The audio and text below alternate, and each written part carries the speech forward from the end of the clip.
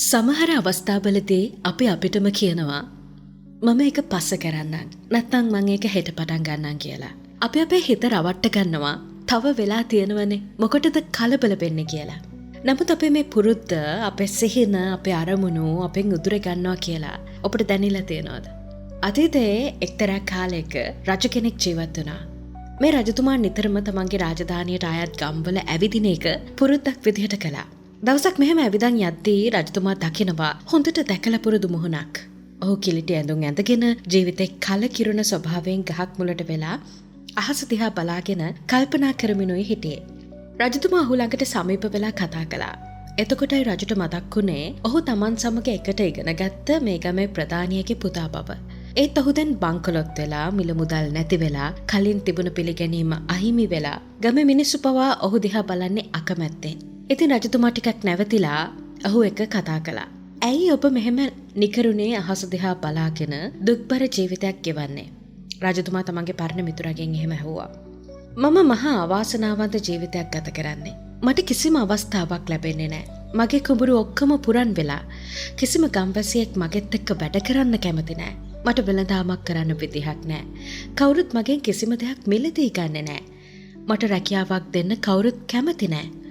මම එක දිගට ඒ වැඩේ උමනාවෙන් කරන්නේ නැහැ කියලා මාව රැකියා කිහිපයකින්ම අයින් කළා.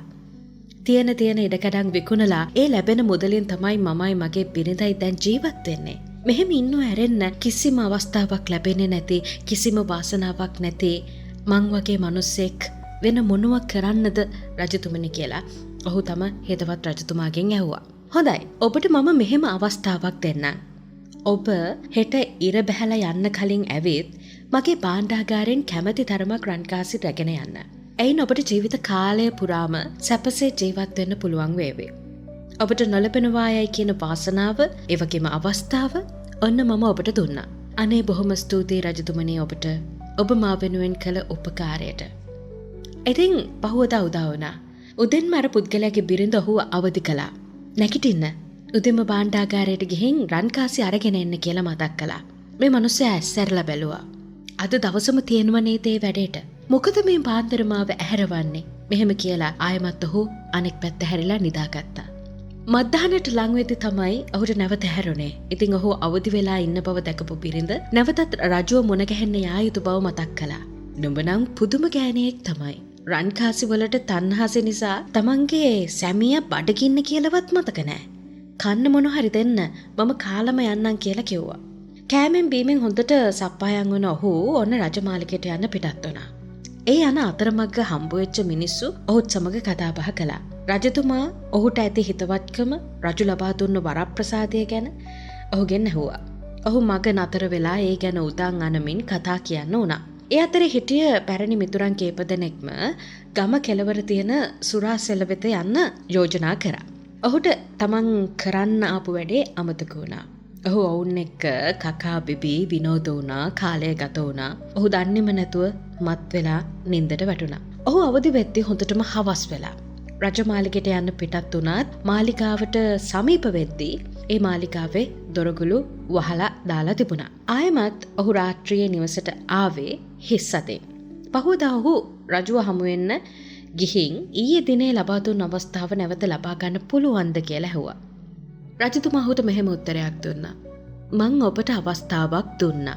ඒක ලබන්න ඔබට වාසනාවක් තිබුණා. නමුත් ඔබට එය ඔබේ කරගන්න තරම් උවමනාවක් තිබුණේ නැහැ.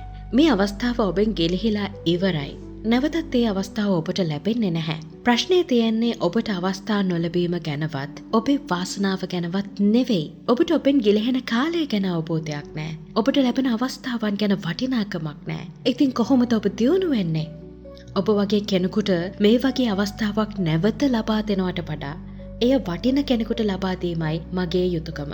ඒ නිසා මට නැවතත් ඒ අවස්ථාව ඔබට දෙන්න බැහැ කියලා ඔහුගේ ඉල්ලීම ප්‍රතික්ෂේප කළා. ජීවිතය මේ විදිහට ඔබට අවස්ථාවන් ලබා දෙනවා. ඒ අවස්ථාව ඔබේ කරගන්න නම් ඔබ ක්‍රියාත්මක විය යුතුයි. ලොතරැයි දිනුමක් ලැබෙන්නත් ඔබ ලොතරැයියක් ලබාගත යුතුයි. රැකියාවේ උසස්වීමක් ලැබෙන්නත් ඔබ ඒ සඳහා වැඩ කළ යුතුයි. සරු අස්වැන්නක් ලබන්න නම් ඔබ වගා කළ යුතුයි. විභාගය සමත් වෙන්න නම් ඔබ පාඩම් කළ යුතුයි. වැඩ කල්දාන කෙනෙක්ට කවදාවත් සාර්ථක ප්‍රතිඵල ලබා ගන්න වෙන්නේ නැහැ. ගෙවුන කාලය ගෙවිලා ගිහින් ඉවරයි. මේ මොහොතේ පටන් කාලයට වටිනාකමක් දෙන්න පටන් ගන්න. ඔබට ලැබෙන අවස්ථාවන් ඔබෙන් ගිලිහෙන්න ඉඩ දෙන්න එපා. ඔබට සුබ දවසක්.